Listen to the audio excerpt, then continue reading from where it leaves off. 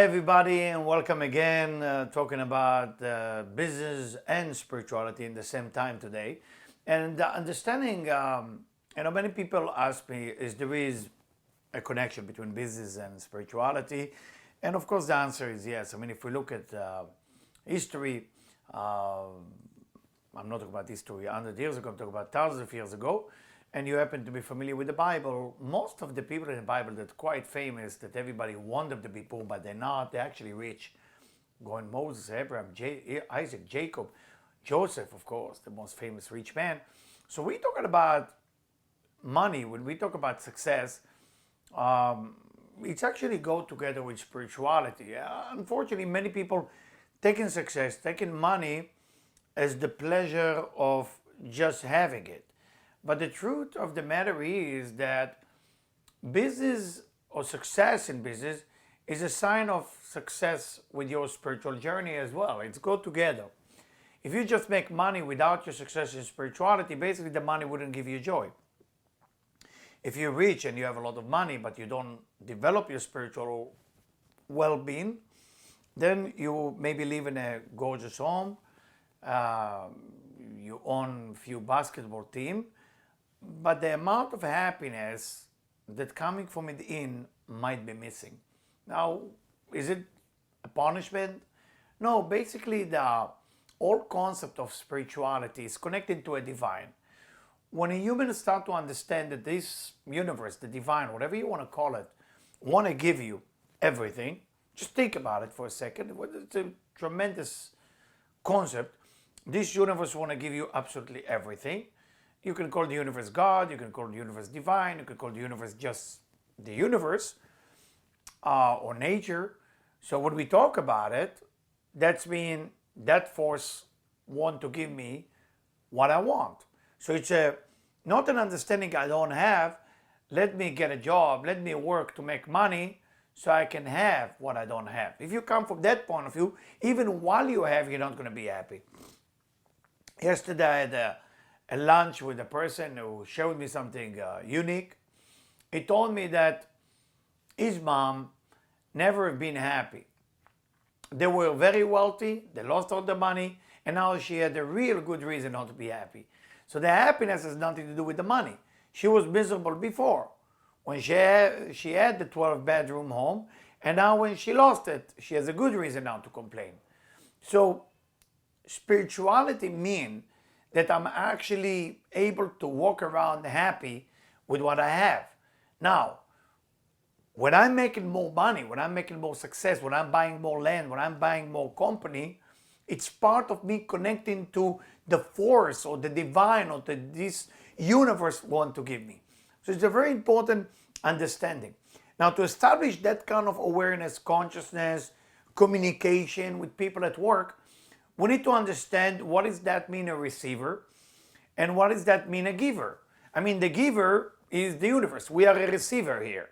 We are breathing, right? We are taking from the universe. We're taking the fruit. We use the fruit if we have too much. We're selling it. We make money. We eat half of it we sell. Then we're happy because we have extra money to buy bread or milk or whatever we need. And then half of the product is eaten by me and my family. So here we go, like the simple aspect of business. But basically, I have to learn how to be a receiver. So the foundation of everything in business is receiving and giving. The receiver being me for the first step, and the giving being the universe. Now, are you a good receiver? Are you a good person with a strong desire? What do you want from your life? You're going to get exactly what you want. You're not going to get more. You're going to get exactly what you want. But what are you ready to do to get what you want? Because you have desire, born with the desire. Once you get depressed, your desire shrink, your desire go down. The reason the desire go down because either you get disappointed, you get depressed, you feel you have too much expectation. So what happened? You become one of the crowd. One of the people in the crowd. You don't do anything special about your life because your desires start to diminish. Now, if that verse get you angry, that's a good sign. That's when you're sick of that disease of thinking small, of being depressed, of not thinking how to make a big change. in this universe, because the people who think big is the true giver eventually. The people who think small are the true receiver, meaning they only think about themselves. So let's arrange it. Let's put all those thoughts together. Receiving and giving. You start the day with, what do you want? You start the month, what do you want? You start the year, what do you want? You start the 5 years, what do you want? You have to write it on a piece of paper, what exactly you want from the universe to give you. Then, second thing you got to do, what am I ready to do? What is my risk? What am I ready to give back to get what I want? What is my investment level to get what I want? Does that mean I'm going to work 20 hours? Does that mean I'm going to work 7 days a week? Does that mean I'm going to give up my football team or my fun time with my family? What is your sacrifice that you have to give to get what you want? And this is a very important question. So that's two things. What I want and what am I ready to sacrifice? And the second one, most people fall apart there because people don't like to sacrifice anything. Person will not skip his coffee getting in the morning. Well, sometimes you got to skip it. Change need to happen if change need to happen. Okay? You must change something if you want to change something. So you skip a coffee for having a meeting. Having a meeting has to have a goal of receiving. If you go into a meeting and you don't have any goal to receive, don't go to the meeting. You're wasting your time and the other person's time. Because he's coming to the meeting, he's thinking, what can he get from you? You getting to the meeting and you have no idea what you're doing here. You destroy a life of two people. Can't do that. You must have in mind what you want to receive. That's the receiving. By the way, many times at company, big company, when they have a fight between two people, they didn't set up basically the floor of who is the giver and who is the receiver. Even in a romantic relationship, when you talk, who is listening and who is talking? You got to make a decision on that. If you're talking, then the other person listen. If they're talking, you listen, because listening means receiving, talking means giving. The art of receiving is the art of success. How is spirituality connect to it? Because the universe want to give you, you need to learn to receive it. If you don't know how to receive it, you're not going to have it. You're going to have dreams, you're going to have wishes, you're going to say, I would, I should, I wish I had this house in Long Island, or I wish I had a house in Santa Fe, or I wish I had in Monte Carlo. All those people who dream and read books about people who achieve that. Stop with that. Stop, even if you listen to me right now and you just enjoy the lecture, enjoy that view things on the video. So, wow, I like what he has to say. No, stop. Don't like what I have to say. Put it into practice. You got to take my words into practice. Because if you don't take my words into practice, it's just words. It's just another nice lecture. And you're going to go back to YouTube and see another 1,000 lectures like that. The idea is into practice. You got to put it into practice. Whatever, if you need to hire me as your coach and I will help you, or do it on your own. It doesn't matter how you do it. Or hire another coach. But you got to put it into practice. First thing, again, I would like to repeat it. Receiving. What do you want from the universe? Second, what am I ready to sacrifice? Now, you're coming to whatever you want to establish.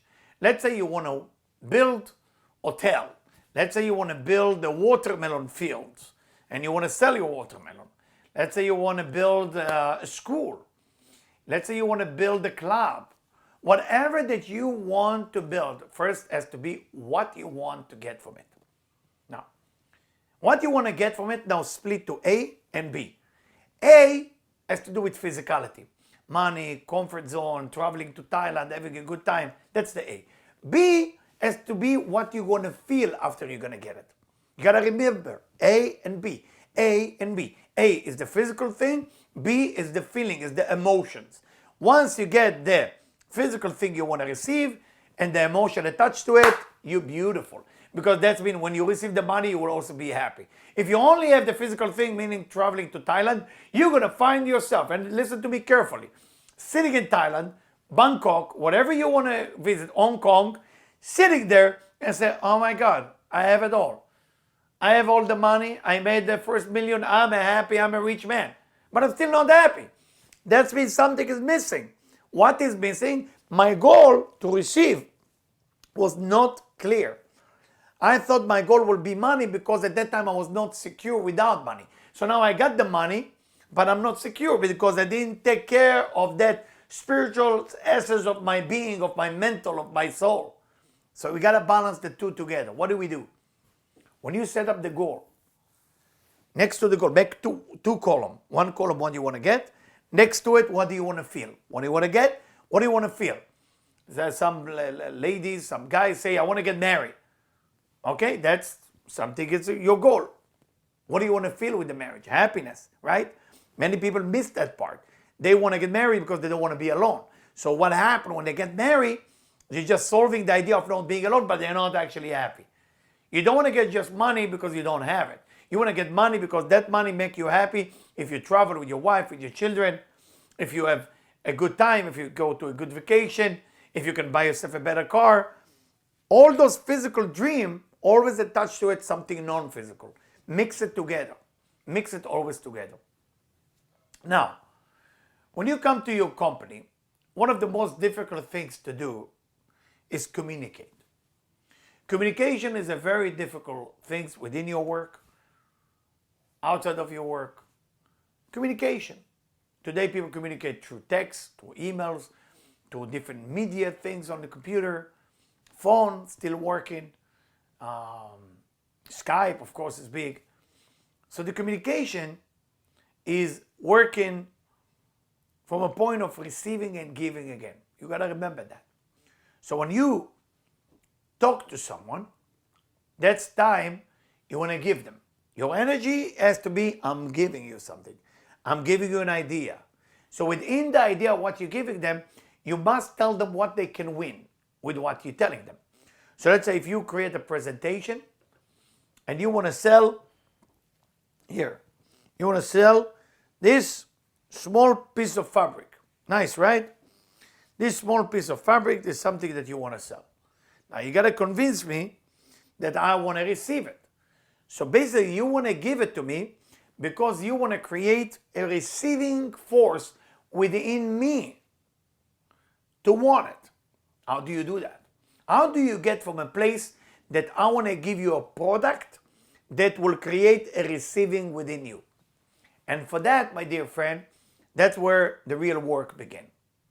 The real work begins because giving and receiving is two different things. So if you want your customer to want something, you have to know how you present the giving. The universe basically has everything to give you. Everything. 100% everything you want to get, the universe has to offer to you. But first you ask. First you want. You dream of something, and on the way to get the thing that you want, you might find another dream. But with customer, try to think about you as a customer. You're walking into a restaurant. You have a pretty good idea what you want. Normally, if you go to Italian, you have pasta or lasagna. You go to steakhouse, usually a steak or maybe a fish. You go to sushi, normally it's sushi. So there is the title of the restaurant give you like few ideas to choose from. So you come with the concept of receiving. Think of yourself, when did you get disappointment from a restaurant? When what you want to get didn't happen. That's when the customer get upset. I want to get A and I cannot get it. Or you're getting to a restaurant and the door was closed. We are closed, sorry, see you next week. Get upset. Then you go next door restaurant and you eat there. What is exactly happening with the receiving there? You don't have to worry about the receiving of your customer. Your customer wants to receive something. You just have either to remind them, remember A, reminder that they want to receive. B, find out what is that they want to receive. C, find out the time they want to receive that. Remember that, very, very important. They already want something. You got to find out what is it and when they want it. So if you see somebody after they ate at 1:30, they've been in a sushi restaurant, they ate so much food, and 1:45 you go to a meeting with them and they say, hey, let me take you to lunch in an Italian restaurant. You don't have a good call because they're already satiated, they're already satisfied from the sushi, you cannot sell them now the Italian restaurant. The value of your product go down because you are not sensitive to their desire. So that's why people came up with the idea to have lunch around 12. So somebody's hungry, you work hard from 8:30, 12, you grab a coffee, getting to the restaurant, 12:15, they're sitting, they're talking about business, and the people are hungry. The hunger revealed also a desire. That was the trick, the original trick. Let's go to lunch. The idea is to recognize the desire of the people you're talking to. It's so important because you become the giver. Now, when you become the giver, they have to sacrifice something. What they need to sacrifice is money, or time, or themselves. That's how it works. That's how what the business on standing on one leg, that's what it's all about. Basically, you have something for me that I don't have. I'm ready to sacrifice or to pay money for what I don't have because I find the value in it and everybody's happy. You sell me an orange. I need the orange. All right? You sell me the orange. I need the orange. And we both happy. You're getting your $1. I'm getting the orange. And I have a customer who actually going to buy it for me $5. I make $4 on the orange. You make $1 on the orange. And I'm happy that I'm able to buy it from you and sell it to another person. Now, of course, you don't know that other person, because if you know the other person, you can sell it to them in $5, but you don't know how to do it. Okay, without going to all the details of wholesaler and the retail store and how it works, I don't want to go to those details. I want just to wake you up about the giving and the receiving idea. You're looking at people. You have to know what they want. If you don't know what to ask and how to get them to tell you what they want, you are basically not going to do any business. You're losing money. And merchandise has to change all the time. Location, items, colors, the way it looks, always. We love new things. We're human. We love something new. Always something new. Otherwise, we wear the same clothes for 30 years. We change it. Changing shirt, changing hat, changing everything, changing look. We like something new. So you got to be always tuned. What do you want? What do you want? What do you want? What do you want? Think about the toys that kids want to buy. If the toy store will be looking the same for 40 years, your kids will not need more than one toy. But the toy business is a very smart business because they sell you toy. You will never find the same toy every year. They take in the old toys, put it aside, in front of the store, it's a new toys. The kids know what they have at home. And the kids know also what they don't have at home. So try to go, if you have children or you have somebody who have kids, go with them to a toy store. That's the best way to look at it. And you will see the reaction of the kids to the reaction of the toy. The salesperson in the toy store want to sell you a toy. The customer want to buy the toy. Now we got to create a communication between the giver and the receiver. Once you find that communication, you got a deal. Of course, after that comes customer service and everything that comes with it. But I want us to pass first that aspect, okay? So what I want you to take from that part of the session today is know your receiver. You must know your receiver. You got to know how they think, what they want. You got to study them. You got to know everything about them. From A to Z, you cannot miss anything. So if you see, for example, I have a candle here that smells pretty good. You see somebody smell a candle, you have to use two things. Memory, okay, memory, and information. The information is they like to smell candle. The memory, they like to smell candle. Next time you talk to them, you tell them, do you want to buy some candle I just brought from Berlin? And they look at you and say, wow, I really love candle. If it smells good, now you are one step ahead because you know they like to smell candle. So again, it's not manipulation. It's being tuned to their receiving aspect. Always being tuned. What they want. What the kids want, what the husband wants, the wife wants, what people want. What exactly they want. I'm going to give it to them. That makes you successful. That makes you the giver. So being successful, you have to be in a giver position. Being successful is always being in a giver position. Meaning, it's not enough to buy a product. You need to know who you're going to give it to. Now, when you give it to, then they pay for it.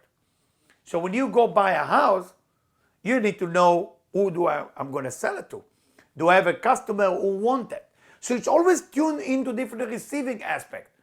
If you create an hamburger that will be like the greatest hamburger of all time, you have to be tuned into the receiver. We know in the last 10 years, vegan food become one of the hottest things in the market. Vegan, gluten-free, corn-free, soy-free, milk-free, unbelievable. The word free attached to everything, sugar-free.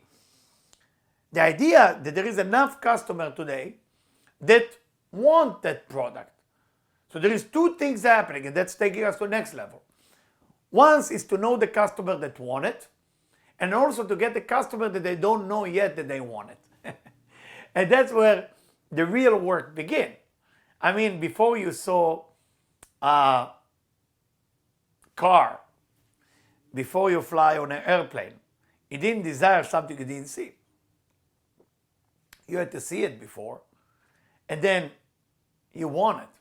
I remember the first bicycle that my father bought me. I didn't know that I desired a bicycle, and I remember after he bought it to me, then I have to ride it. The problem was I didn't know how to ride it, and it was pretty scary.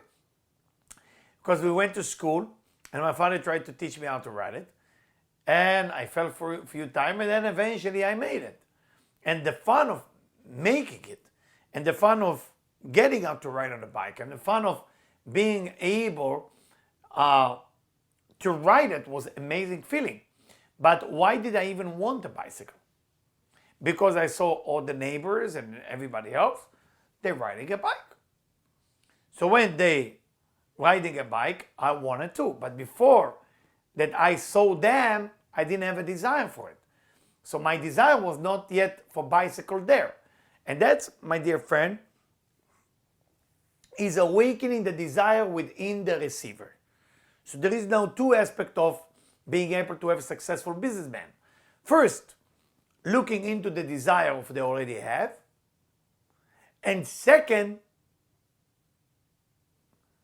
awakening the desire that they don't even know that they have internally inside of them. And that's hard. The way you can study it is go to good restaurant that will tell you about the special they have on their menu. Look at the waiters. Good waiters, when they come with the menu and they read from the menu, well, we have a special fettuccine and special and special and special. When they read it, they look at the people. That's why they have to memorize it. It's not enough just to read from the paper. They need to look around. Who's reacting? The one who's reacting, let's say if I say I have a Sicilian warm olive with anchovy on a piece of bread. Some of you kind of woke up, you didn't even know you want it. Now, when I look at you, your reaction will be like, yeah, I like it. Now, I woke up a receiving desire for something I want to give and you want to receive. I have $12 deal with one person. Time 100 people, I can wake them up in a restaurant to want it. We make $1,200 at night. Just from the bread with anchovy and olive. I'm just giving you an example, of course. So the idea is two things. One thing is to recognize the desire that the person has is through asking questions, through talking, through having conversation, through showing the reaction, smelling the candle, all those examples I use. And second thing is awakening the desire within them by offering what? Now that's a very important part. By offering picture. Because people wake up to emotions and picture. Remember, if you want to wake up a kids with something that they want, for example, if you tell a kids to eat a healthy broccoli, normally they wouldn't like it. But if you will tell them that we are there to eat these green vegetables, that green vegetables give you power and then build your muscles and iron and you become so strong, you will be the fastest kids in school. The kid's already seeing himself running faster than everybody else. So it's related to the picture. and to the emotion that he's going to feel, which is being recognized by all the kids how special he is. So now you woke up that desire within the kids, and now the kids want the broccoli.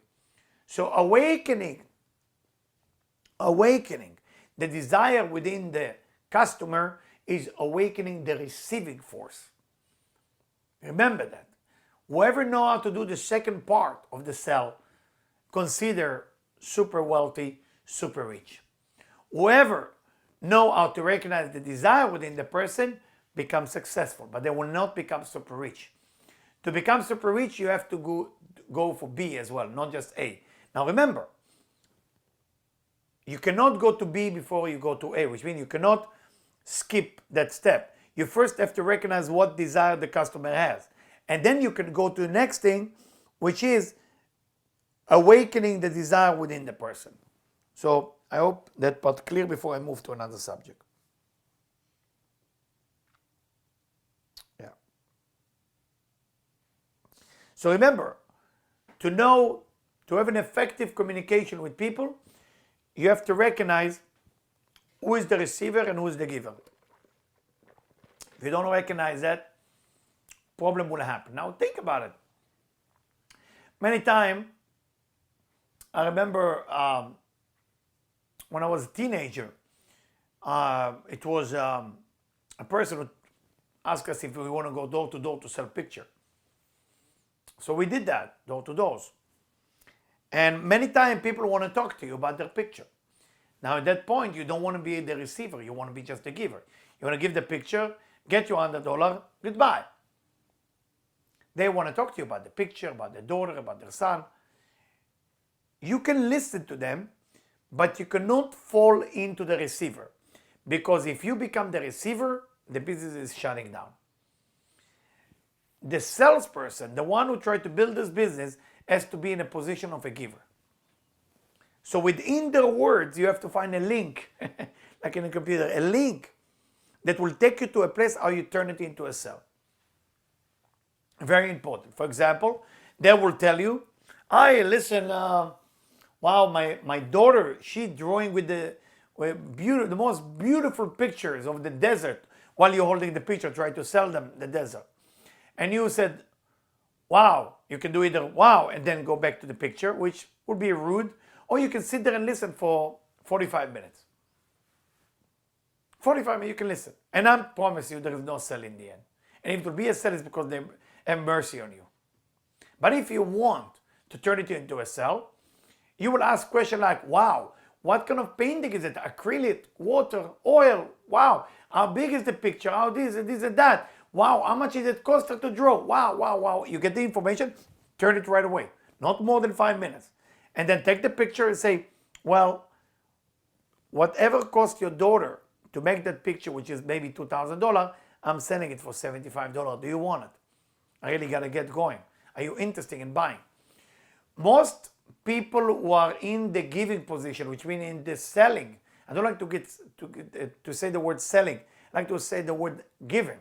If you're in a giving position, always remember you got to stay in a giving position if you want to turn it into business. The receiving is only one thing. Receiving a check, credit card, or cash. That's what makes you into a businessman. Now, if you're not thinking as a receiver the joy that is going to give you, you're going to become a billionaire, but you're going to be miserable. So balance it all the time. Balance it all the time. You're not supposed to be spiritual while you're making the business deal. Many people try to do meditation and all kind of things. Do it later. After the money is in the bank, sit and meditate and thank God for everything you have. That's a wonderful thing. But while you're working, you got to work. You got to work. Then you can go home and study and pray or whatever you would like to do. So I hope that point is clear. I feel like it's clear. Now,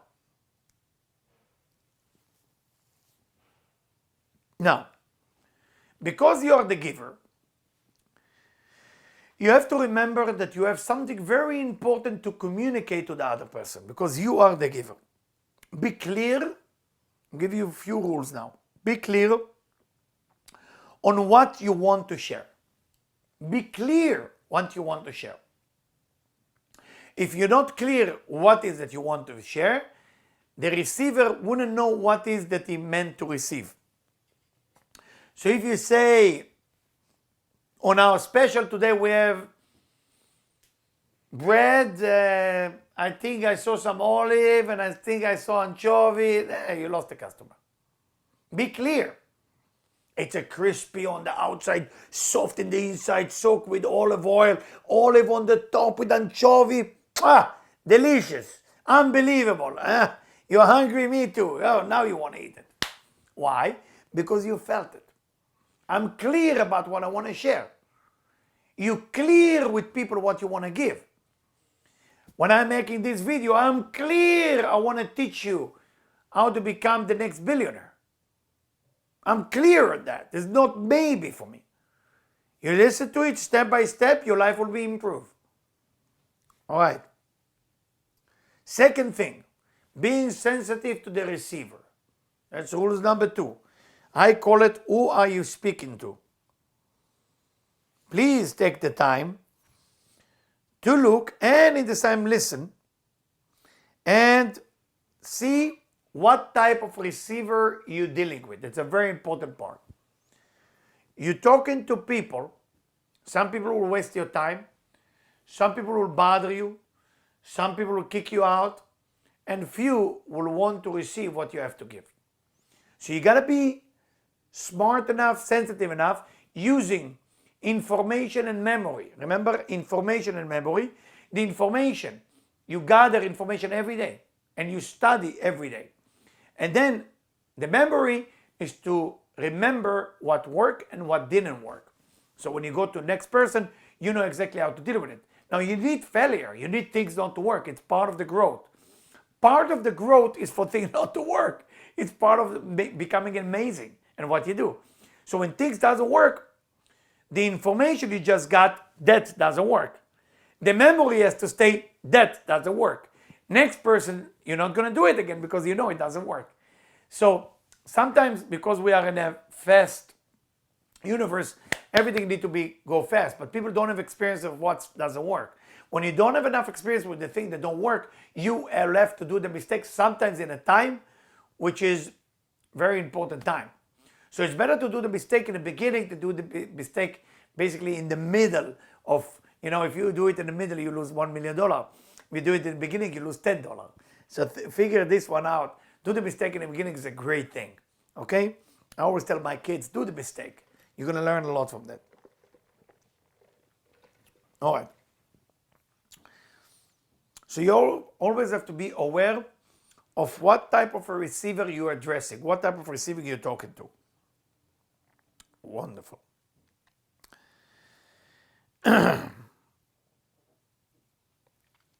Then come the part which has to do with more sensitivity. And the part is whatever you want to share. Are they capable, from a capacity point of view, to handle it? For example, my family live in Israel. If I tell my mom, listen, I want to give you a gift of vacation, traveling from Thailand to Japan, from Japan to Los Angeles to Hawaii, then back to Jerusalem, she will not want it. So here I'm giving her something which is a gift, which is nice, but I'm not sensitive to her level of desire. That's not her capacity. My mom will tell me, I want to meet a good doctor that will tell me every day that I'm healthy. That's her desire. That's it. So you have to be sensitive. You might be selling something which is very good. You might be offering something which is unbelievable. But the question is, the person in front of you has the capability to receive that amazing thing that you want to share. And if they don't, then you're talking, wasting your time. They will feel pressure by you. They will feel like, oh, please leave me alone. I can't take it anymore. And they will want space from you. So you got to be very sensitive to the vessel of the receiving. Lately, if you walk into different malls in the United States of America, many people offering you samples. And as you touch a sample with your finger, you're finding yourself holding your arm, put you on a chair, and start negotiating a business with you that might cost you $800. Once you get the $800, you feel like they're choking you, and you might say yes just to get out of there. So they will stop. Once you get out of there, you cancel the order of what you order from them. What happened? That's a tough sell. They want to give you more than you want to receive. There is two problems with that type of sell.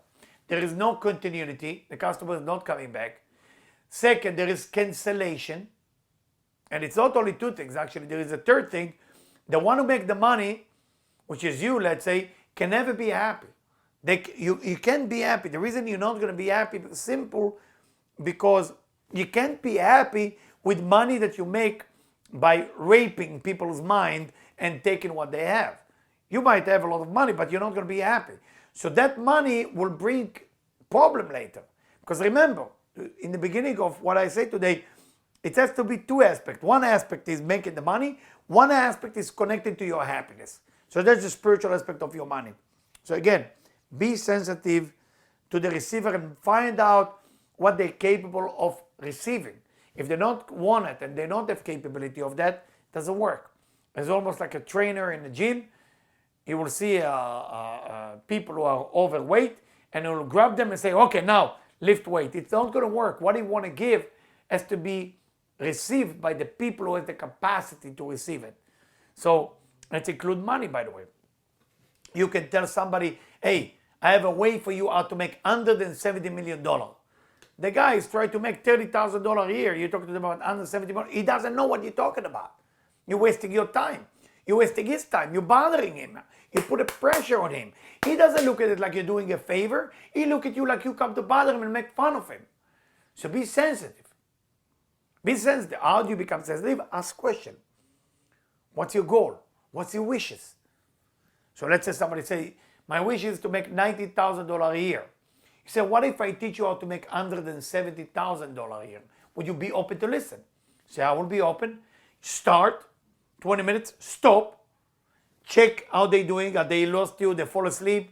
I saw one time a salesman who tried to sell it to somebody who fall asleep. It was the funniest thing ever. They sleep. They keep knocking on the door. Be sensitive. Let's continue. Be sensitive when you give information about you, about product. Be sensitive that you didn't give too much, as I said before. And be aware of what type of curtain they have, when they stop listening to you, when they refuse talking to you, when they no longer want to do something with you. All those things are curtain or filter, if you want, whatever you want to call it, but they push you out. And see if helping them remove the curtain help you, communication is back on, and then business is back on. Remember, war, for example, when you see war in the world, very sad, people killing each other. What does the killer want? The killer wants to give a certain product to the victim, and the victim doesn't want it. I mean, so what the killer is doing?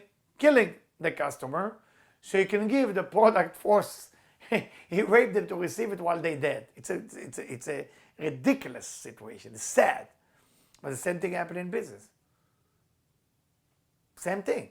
People push the people, forcing them to receive something they don't want. If you don't know how to make the person want your product, then you cannot sell it to them. Because sell means that I have something to give you. You think the value of what I want to give you is the right value. You pay me, I give you, and we're all going home happy. That's the beginning of business. That's why it's very spiritual, because it's beautiful. It's put two people together and make them communicate with each other. All right. Now,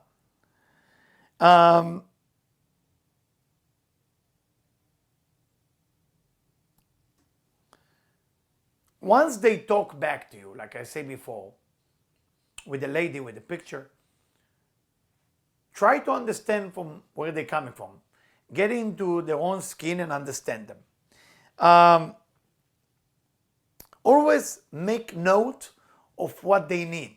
Always understand what they want, what they need, and understand how you can care about them. Don't just try to make the sale. Can you really have the product which is good for them? Meaning they looking for a skirt and you sell them shoes. No, for the skirt, be real. You want a customer to come back to you. You don't want to kill the customer. So they looking for a skirt. Say, listen, I'm not selling any skirt, but once you find the skirt you like, I have many type of shoes that might match your skirt. Would you be open? And they say, no, I'm going to go buy the skirt. The beautiful thing, after they buy the skirt, they might come back to you and buy the shoes. You always offer a thing. You don't stop giving just because you don't have it, but you don't offer something else because you want to make the sale, because that's come from receiving. If you focus on the money that you want to receive from them, you become a receiver. You always have to focus on what you want to give them, and then once they want it, then they have to pay for it. Always stay as a giver, remember. That's a success. Now, another thing about the one who talk to you, many times they will either criticize you or complain or judge you. Those are the most important people. They want to criticize, judge, tell you what's wrong with your store, what's wrong with you. This is all good because that makes you better. Take note of that. All right? If somebody going to a place, to a gym, to a restaurant, to a club, try to think of yourself going to a restaurant and you say the steak is too salty. And they bring you another steak, salty, chicken, salty, fish, salty. Then you realize that there's something wrong with the chef. He can't taste the food. He's suffering from something. You can fix it. And then you have more customer. So the people who complain is actually the people who make your restaurant doing better. Always look at the complainer as the one who makes yourself better. I think it was Bill Gates who said it, that he studied from his complainer and that's how he built his empire. Okay? So most successful people, instead of getting angry with the people who complain, they look at the people who complain as the gift to make their business doing better and better. Please, please remember those rules as you grow your business. Now,